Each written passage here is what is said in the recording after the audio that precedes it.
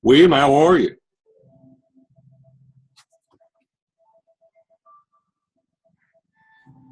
Okay.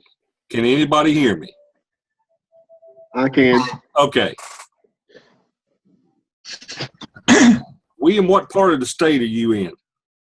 Eastern North Carolina, Vincennesboro. Okay. And Jeff? Fayetteville. Okay. And Kim, I know you're up in the mountains, I believe. No, at the coast. No, you're at the coast in Brunswick County.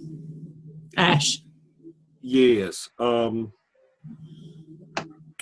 had a student who got hit by a vehicle crossing the road earlier this week, heading toward Yes. a bus. Yeah. And then there were 2 killed this morning above the Virginia line, little girls crossing the street, but they were crossing the yellow lights on the bus. That just makes me sick to my stomach. I just, Yeah, you can see buses whether the lights are on or not. Do what? You can see buses whether the lights are on or not. I understand that, but there were 5 of them at this bus stop, and the lights were yellow. 2 of the 5 jumped while they were still yellow, and the tractor trailer couldn't. Personally, I realize Monday morning quarterback is not all that good, but I would have thought I've gone off the road 2 or 3 times to keep from something happening and expected just to sort of grip and get ready for whatever took place. But I cannot imagine having to go through that live. Okay. Got some good news, got some bad news. Dr. Lamb is currently in Gaston County working with a group for another event, and they were about to finish up. If you know anything about North Carolina and where these storms are coming from, they are coming up from the south and moving across the state from the south to the northeast.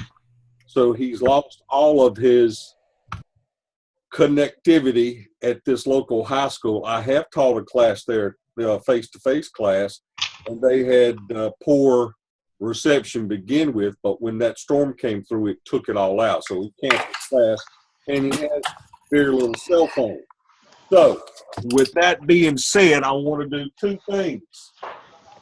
Number one, you all have, based on conversations with him, or I'll tell you what, after we get through tonight, I'm going to put it in the video.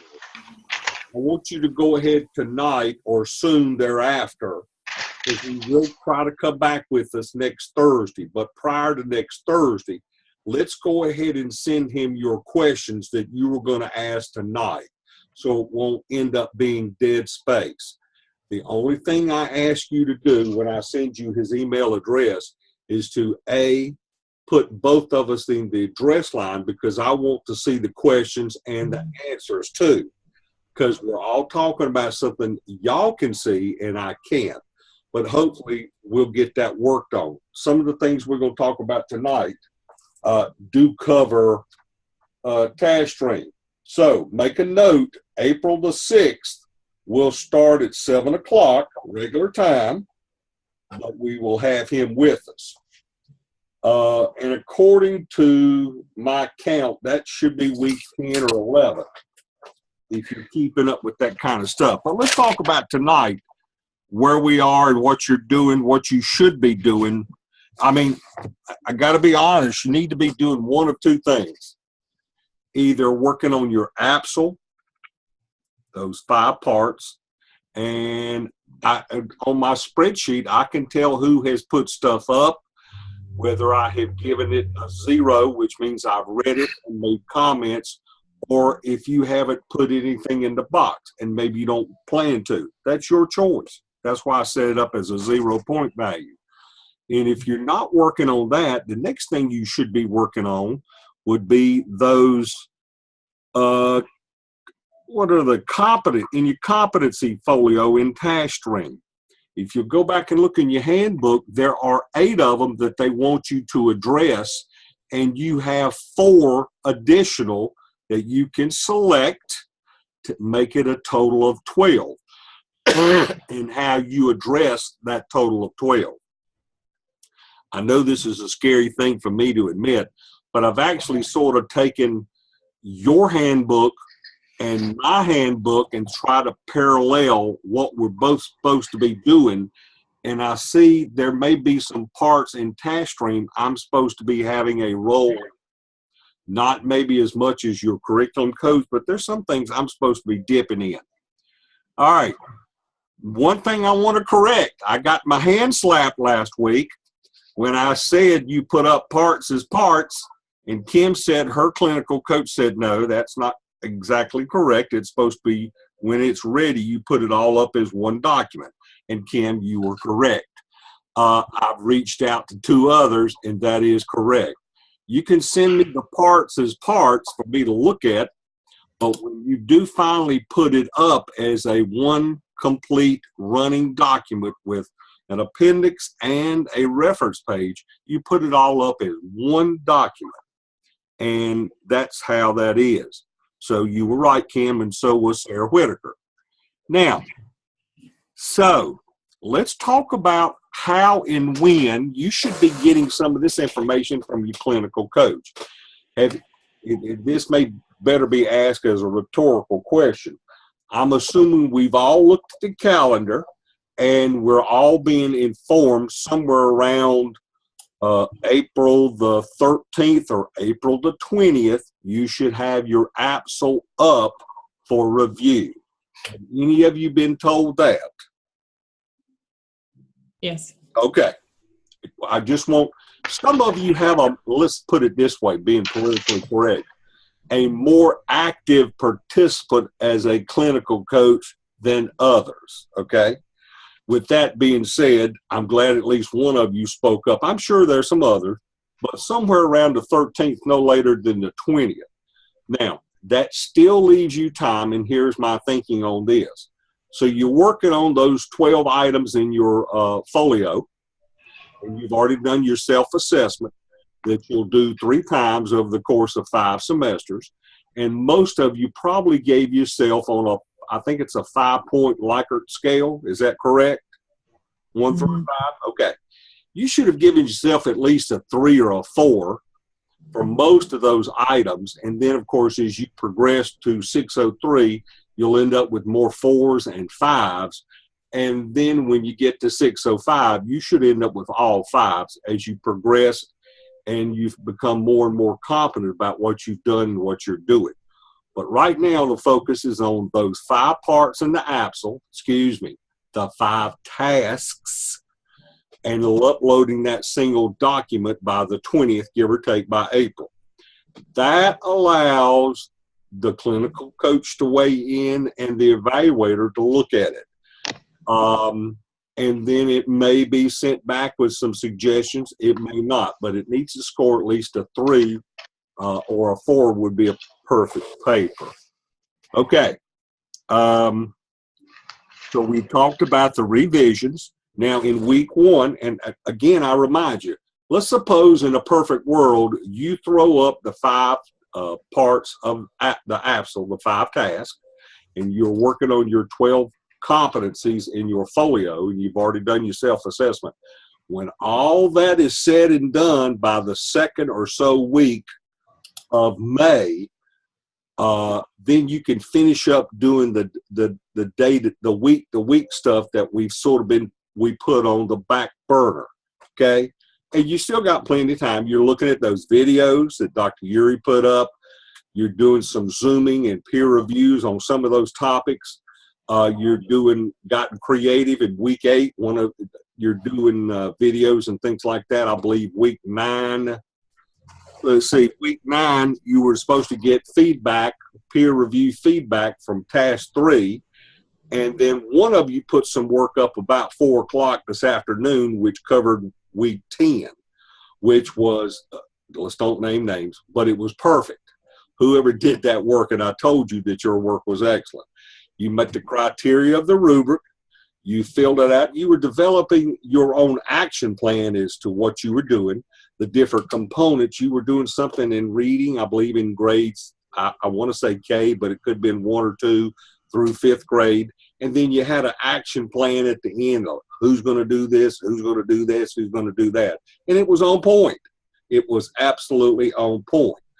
So keep doing that stuff, but that will come in third again.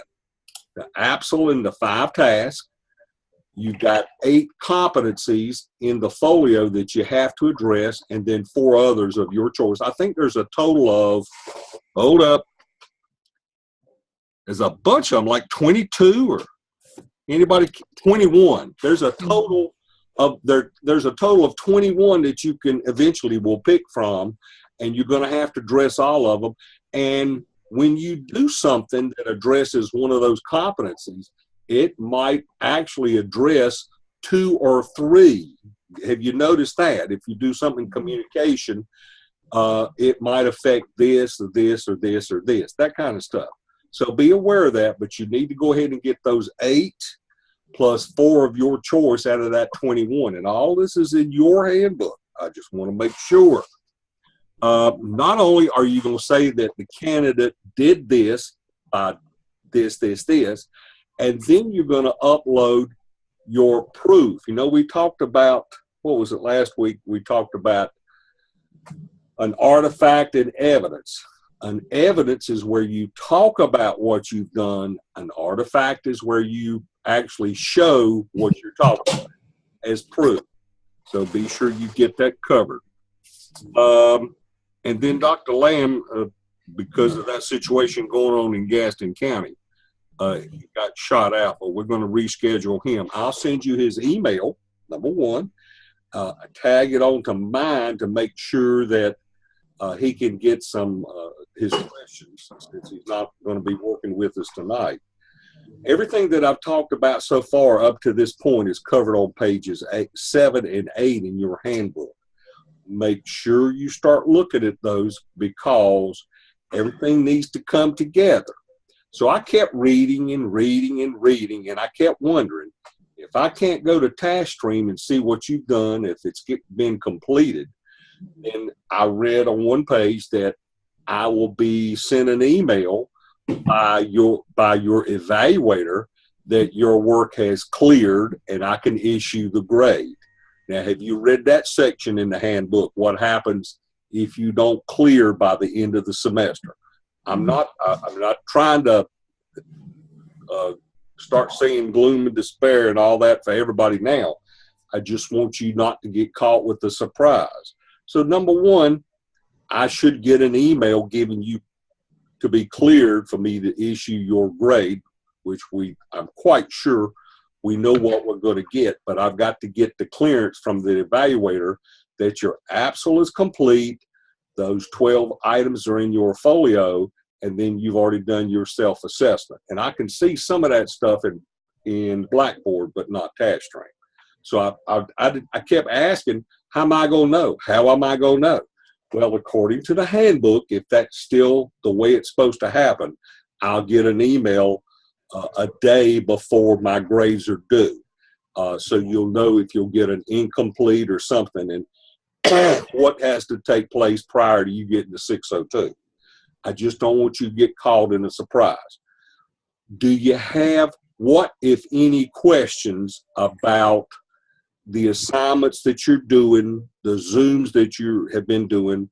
I talked to 2 of you this week with where you are and what's taking place. You had good questions. We had good answers. And I've got another one scheduled for next Tuesday. If you, my 6 o'clock next Tuesday is already booked. If you wish for me to connect with you on Zoom and talk one-on-one about what you're doing, what you need to be working on, that kind of stuff, send me that email and I'll put you down. 6 o'clock is taken. I can start as early as 4, whatever your schedule permits, 4 till 9 or give or take whenever. All right, what questions would you have tonight? Anything?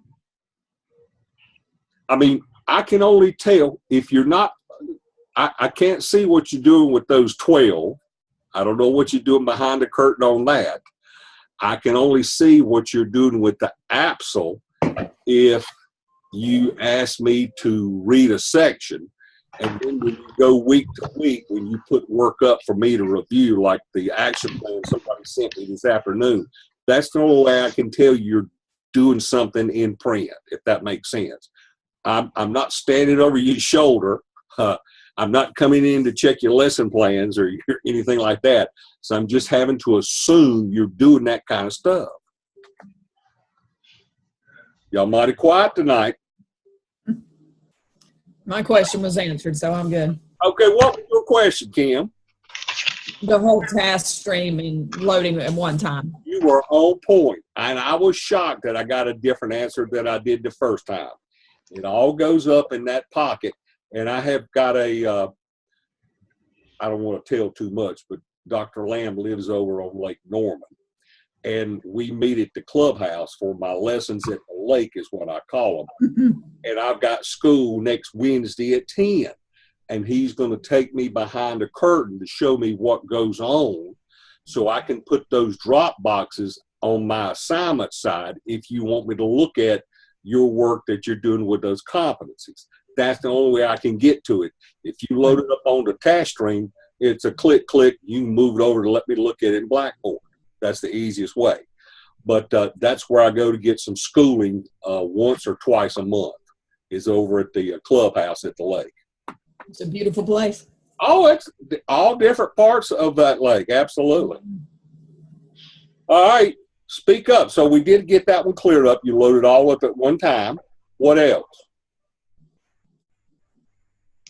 I've heard some stories from one or two of you. I'm just going to throw this out. I'm hoping that every one of you have been given the support at your school or some leeway to work on the things that you need to be working on to gain experience.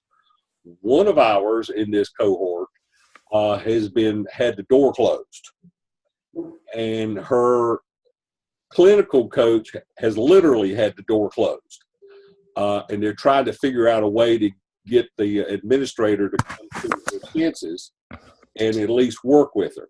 Y'all do understand that before y'all signed up for this program, your superintendent or his or her designee prior to this event had already agreed to, on paper, to allow students in your school district to go through this process and what it would entail.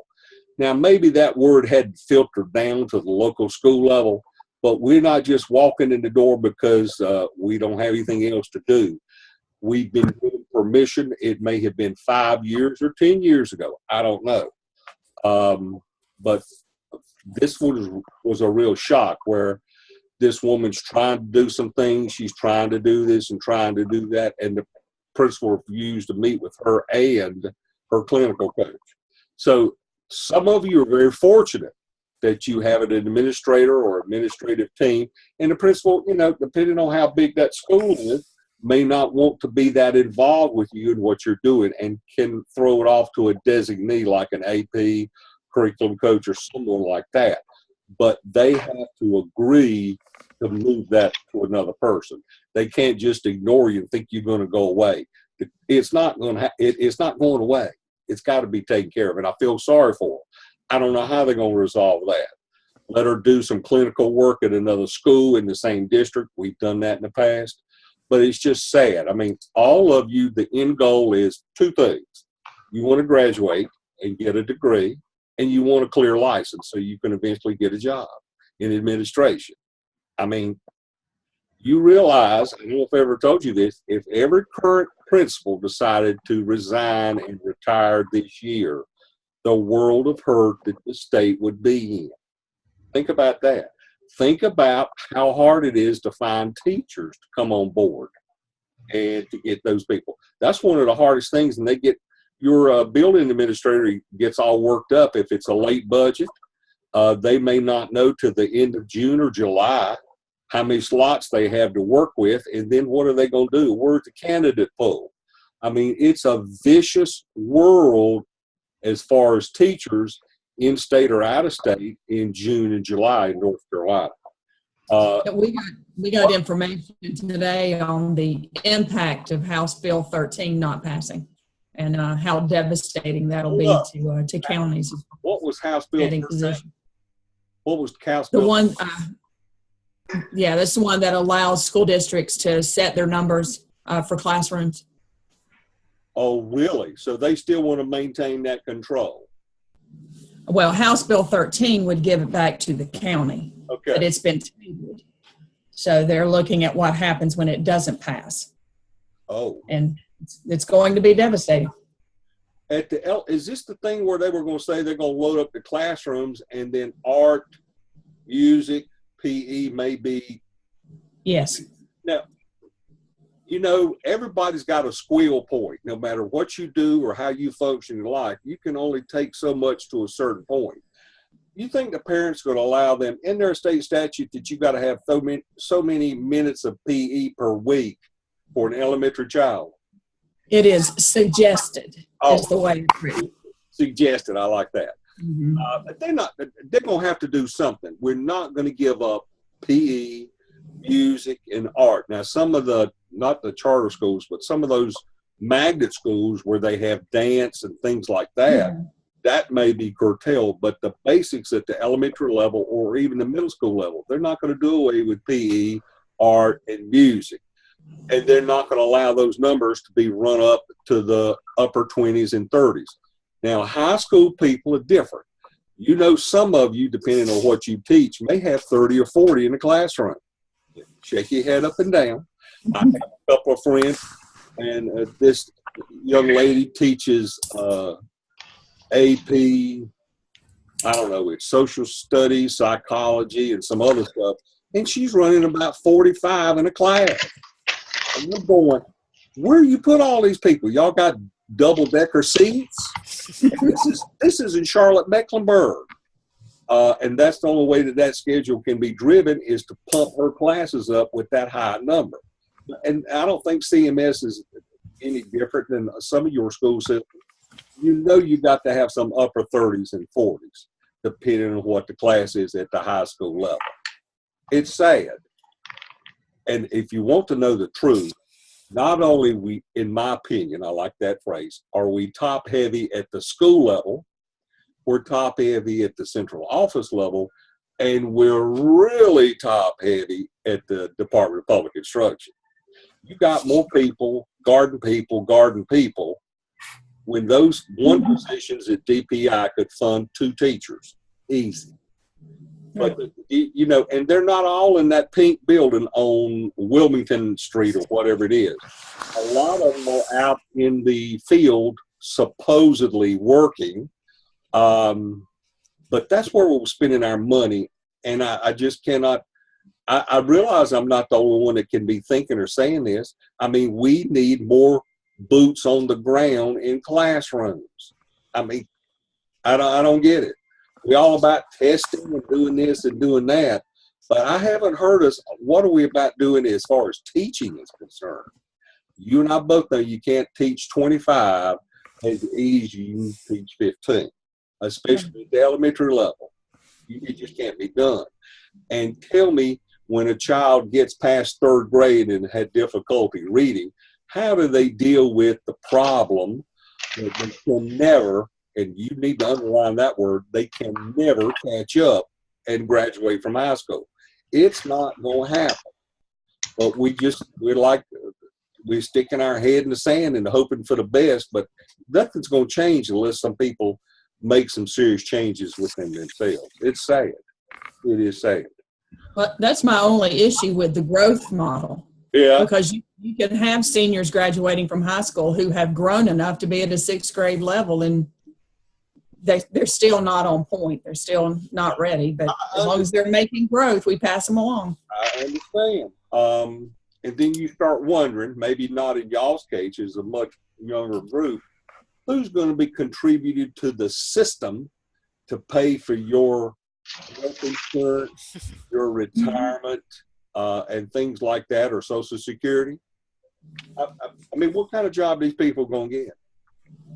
But Yeah. on another note, Clarence, you in Guilford County? Okay. Guilford County put out a model last year where I think the name of the program was Say Yes, for tuition if they met certain requirements, the Guilford County schools after things like Pell Grants or Stafford loans or whatever, the school system would pay the difference. It was so well received, it broke the bank.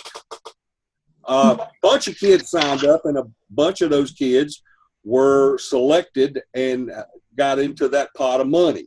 So they're having to sort of a little bit, make some changes, but that just made me, I wish more school systems, and you know, Guilford County's fairly large. I think we may be the third or fourth in the state, but Raleigh, Wake, Charlotte, Winston-Salem, those other LEAs could do the same thing. But I was tickled to see that they took the money and they're going to do it. They sent a press release today. Okay. They have to change the model, so now they have it based on your family income. So I think if your family income is less than 45,000, you get 100%, and then between 45 and 75, you get a certain dollar amount. Right.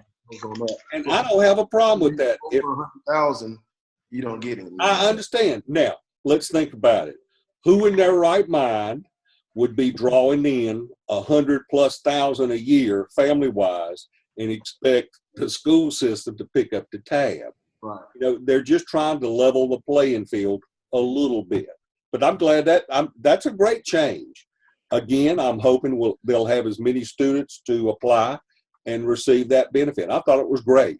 Yeah. And once they spent some good money in a great place. Really was. Yeah, it's been well received. Good. I'm glad it had. And I think their alternative to tweaking it a little bit, Clarence, I think whoever came up with that idea that was a good way to resolve the conflict. Yeah. Now they know about approximately how many seniors would be going to a post-secondary school, and they sort of got an idea about how to level the playing field, and they now know how much money they're going to have in the pot that they can spend on. I mean, they were sort of shooting in the dark the first year, but I thought it was a great program. I really did. Really did. Okay. I have a question. Yes. Yeah, I did finally talk to my clinical coach, was it 2 days ago? Dr. Hamilton. Was it? Yes. Okay. And yeah, we were finally able to meet, and he said that I was telling him about all the challenges and stuff I have, and he said if I was talking to my teacher, he said, you just talk to you about it, and then whatever you said, it's good. And then he looked at my task, because I had already done 1, 2, working on 3. Right. And he said I'm on the right track, but regarding gathering information, because we're talking about gathering data. I mean, everything here is just piece of paper, and then at the end of the year, maybe after 2 years, I throw them away. I don't have access, a way to have all those information. Okay. And he said to talk to you and see, he said, whatever you said, I mean, you will help me on that. So. Okay. One thing I would suggest, y'all do some data collection at the end of each school year. Is that true? We do use like a report card system that the parents receive, and it's on a notebook. Okay. Number 2, is your school year basically an August to June kind of school year? No, it's September to June. September to June. Okay. All right. What I would suggest is, have you decided what kind of difficulty you think your school is in a situation, be it reading, language, mathematics, or what do you plan to work on? I'm planning on working on reading. Reading. Okay. That's what's in my paper, yeah. What I would suggest is, let's just pretend we have some reading data. And it's going to be raw, because you're going to have to basically look at what's your grade pattern at your school? It's 1 to 10, like 2. Okay. Yeah. I would suggest you narrow it down to say maybe either 1 or 2 and go to 5th grade. Okay. Number 2, I would suggest That's a little too. I would then suggest that you narrow it down in, do you have a reading and a language arts grade on that report card? What? Kind of tight, but well, it's not really the way we do reading. It's totally different. Everything is blending together. They don't really have reading and writing. Okay, so what do y'all call it? Language arts? No, there's not even a spot for that. Okay, so what's the label on the report card where the grade is placed? It would be something like the writing. What they call writing is just they just copy something and the child copies it. I mean, it's not writing. That's why I'm looking. I mean, reading is just you have a textbook and then that's your reading in certain grade, but they don't have like a reading fluency stuff. They don't have that. Okay, so there's not a reading grade, but there's a writing grade. Yes. Okay. We need to take those scores from, say, roughly grades 2 through 5 and start collecting that data at the end of this school year. You may not finish your APSL, but you know you may be able to finish it, but that you still have time to do your concern is in the writing scores. Number 2, you're collecting the data more specifically during the summer because your school year will finish. Okay. 3, you still got time, plenty of time to do research and writing scores. Okay. So you got time, and this is one thing that you may find odd. There is a lot of school study and data from around the world. It's not just North Carolina or the United States. There's a lot of stuff out there, and I've told one student, the easiest way is to go to the Dover Library on the campus of Gardner-Webb online. You can do an ERIC search by itself, or you can go through the library portal, type in writing scores, increasing writing scores or something like that, and see how many hits you get. And then you can either open up the article, look at the abstract. There are a lot of ways to start gathering data for your quest. Even though you don't have a report card like everybody in North Carolina, you still have a way to wiggle your stuff to produce a good APSL.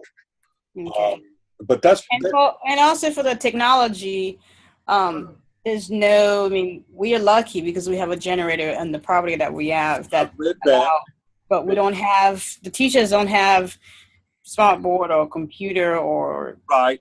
I read the part about the majority of the funds spent in your area are for diesel fuel. Yes. Yeah.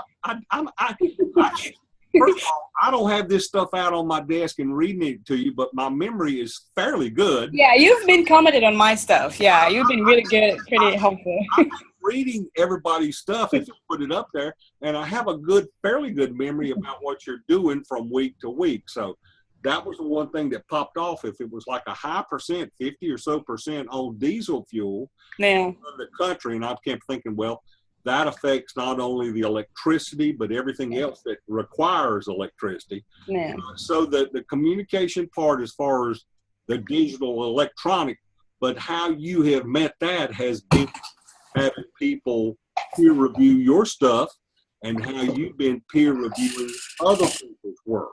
You know, I believe I also saw an email. Y'all do email in your district? No, we don't have internet. Okay, how do y'all deal with communication from teacher to teacher, or? We write it on a piece of paper, or we just in a meeting. Okay. Mostly in a meeting, but sometimes we write a piece of paper. That may be how we get through this process, but the key part is, as far as supporting your work is, you've got to tell why your meetings are not in an email fashion, but because of this condition, y'all have to function using this method. Okay. What I want you to do is you need to write this document, and all of you need to write this document for someone to read who just came out of the mountains in North Carolina. They don't have a clue about anything in education, schools, whatever, and they need to be able to read and understand your situation at your school. Does that make sense? Don't write a document where you're using these multi-syllabic words and all this stuff. You need to write it in English so just a regular person can understand it. And they should be able to, oh gosh, this girl's teaching 80. How does she function doing this and doing this and doing this? Or this one's down there toward the coast. What's their problem? Hurricanes and a lot of rain that washes out dirt roads. This one's up in the mountains. Well, guess what? What's their problem? It's going to be a lot of the weather-related issues and having limited access for this, this, and this.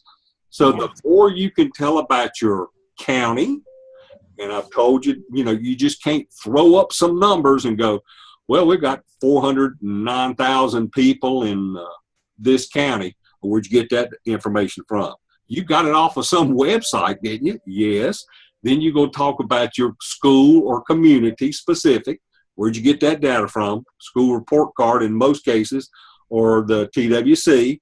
I mean, you got a lot of data that you can help describe you, your system, your area, and your school. You just need to tell me about it so that I can understand, well, I've never been to Ashe County. Tell me about Ashe County. What's going on up there? Do they have large schools, small schools? Are they K-8? Are they K-5, 6, 8, 9, 12? What? The more and more you tell, the more and more the reader will understand. And that's one of the things that the evaluators look for. Okay. Just the stuff they want to know about you and your situation in your county or your LEA, if that makes sense. Yes, sir. Okay, so now we know what we want to work on. You can gather those writing scores at the end of the year. Okay. I did jump the gun when I asked. I said grades 2 through 5. Approximately how many children would that be in grades 2 through 5? That would be a little bit of 100. Okay, that's good. Wait, no, that's It, not true what I said.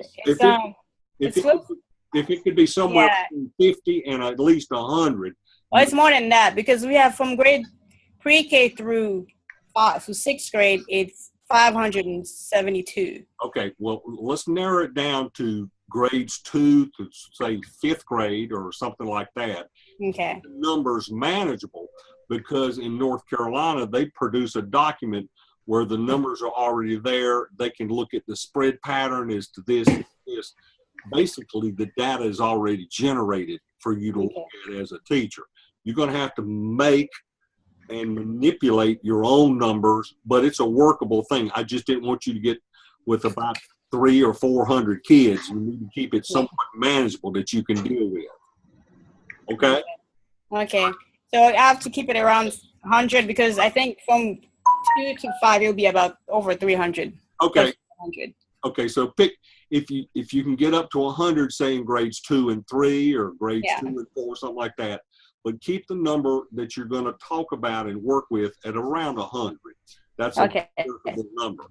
Because a lot of your stuff is going to actually be handwritten, calculated, and typed about versus these other people. They can click, click, click, click, and move these charts around off the TWC and the school report card. It's a little bit different, but it's workable. It is.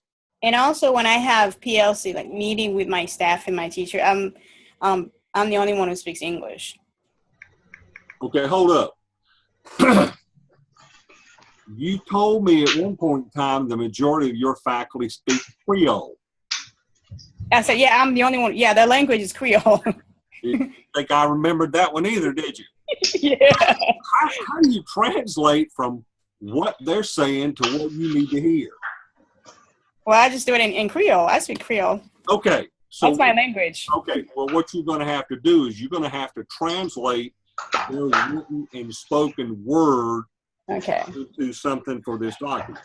Okay. I can tell you if you sent to these 2 or 3 evaluators that I'm familiar with, you sent them something in the Creole, they'd probably fall out of their chair. Yeah, I did read some of the stuff that you put up where you had to tweak it a little bit. Sometimes your phrases are not like the phrases we might have in America. There's some nuances that you have going on. And I sort of scratched my head. I kept, what does that mean? Or what is he trying to say? Or what that is? But just, you're going to have to move all of that written and verbal work into English. Okay. No Creole. Absolutely. Good question, though. Well, thank you. What else? That's it right now. Okay. I'm going to send you the email after I process this video. Okay. Both and I'll include, I think it's lamb something at yahoo.com. I'll send you his email and you have mine. Include the questions so that he can have an idea about what you're thinking and worried about prior to next Thursday. And let's just hope we have these thunderstorms and whatever. I was sort of shocked and disappointed, but I've been in that high school before. And to tell you the truth, it was during the summertime. I think they shut the internet down on purpose. So after the second or third class, we had 7 more to go. We actually moved our class over to Starbucks. And that's where we had class. Not Starbucks. Give me another one of those. Panera Bread. Yes, we actually took up a whole corner in Gastonia where I would set up the computer and we'd talk about this, and the activities they should have been working on. But we moved over to Panera because of the lack of connectivity for those people to show me their work on their laptops. But it worked out. Anyway. Okay. Remember what we talked about? Look at the video for the parts. I'll send you the 2 emails. And let's get our questions to Dr. Lamb so we can start looking at it. And I'll catch up with y'all next week. Who's got the cricket in their classroom? Or that tapping? What is that? Maybe I'm losing what I got. Okay, guys. Unless you have something else, we're going to shut it down for tonight and let's shoot for 7 o'clock next Thursday. And we'll start off with Dr. Lamb after we talk about. We briefly touched week 8, week 9, and week 10, but the focus is the 5 tasks, the 12 items in your folio, and then your self-assessment. I just want to sort of keep repeating myself to make sure you know where you're focusing on now, and then we'll come back and do this and do this and do that as time permits. But I know what they're going to be wanting to see. And I know what it's going to take to get it done. So if today is give or take the end of March, you got a good 2, getting close to 3 weeks to get this stuff tweaked of the 5 tasks, the parts in your folio, and then that other piece that needs to be put up for comments. Because I don't want you to put stuff up at the last minute. It gets thrown back, telling you to do this, and this, and then you have a meltdown. I'd rather the sooner they get it and to review it so where you're issued at least a 3 is the goal. You won't get a star pinned on your cap and gown and hood if you score all 4s. You need to get at least a 3. A 3 is the goal to get across the stage. Keep that in mind. Okay? I have one question. Yes, ma'am. When you go to to the competency folio, at the bottom of the competency folio, the things that we're supposed to be plugging stuff into, there's the digital learning competencies. Are we supposed to be doing anything with that?